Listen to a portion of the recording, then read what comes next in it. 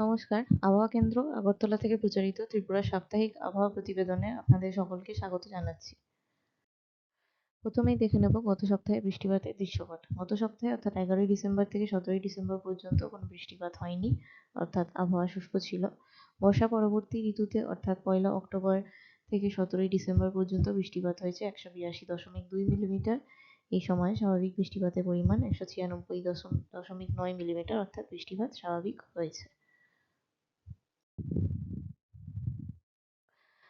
আচ্ছা, সর্বোচ্চ তাপমাত্রার দৃশ্যপট। গত সপ্তাহে সর্বোচ্চ তাপমাত্রা 28 ডিগ্রি সেলসিয়াস থেকে 30 ডিগ্রি সেলসিয়াসের মধ্যে ছিল এবং তা 6 দিন স্বাভাবিকের থেকে বেশি ও একদিন স্বাভাবিক ছিল। গত সপ্তাহে সর্বোচ্চ তাপমাত্রা রেকর্ড করা হয়েছে 30.4 ডিগ্রি সেলসিয়াস 13ই ডিসেম্বর 2025 আগরতলায়। সর্বনিম্ন তাপমাত্রার দৃশ্যপট। গত সপ্তাহে সর্বনিম্ন তাপমাত্রা 12 ডিগ্রি সেলসিয়াস থেকে 14 ডিগ্রি সেলসিয়াসের মধ্যে ছিল এবং তা একদিন স্বাভাবিকের থেকে কম এবং 6 দিন স্বাভাবিক ছিল।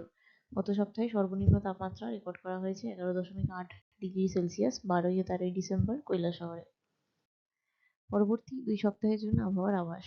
পরবর্তী প্রথম সপ্তাহ অর্থাৎ 19শে ডিসেম্বর থেকে 25শে ডিসেম্বর পর্যন্ত শুষ্ক আবহাওয়া থাকার সম্ভাবনা রয়েছে।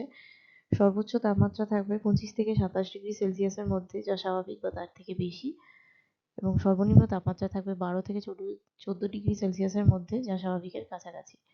এই সপ্তাহে ত্রিপুরার দু এক জায়গায় মাঝারি থেকে ঘন কুয়াশার সম্ভাবনা রয়েছে।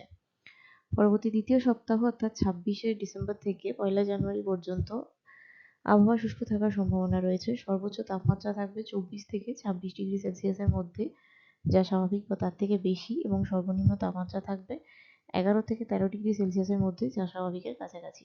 এই সপ্তাহে ত্রিপুরার কয়েকটি জায়গায় মাঝারি থেকে ঘন কুয়াশার সম্ভাবনা রয়েছে। আবহাওয়া সম্পর্কিত বিভিন্ন তথ্য দেখতে আপনারা আমাদের ওয়েবসাইট mosam.imd.gov.in/agartala ফলো করতে পারেন। এছাড়া বিভিন্ন মোবাইল অ্যাপ এবং সোশ্যাল মিডিয়া মাধ্যমগুলি ফলো করতে পারেন। আমাদের পরবর্তী সাপ্তাহিক আবহাওয়া প্রতিবেদন প্রচারিত হবে আগামী বৃহস্পতিবার অর্থাৎ 25শে ডিসেম্বর 2025। ধন্যবাদ।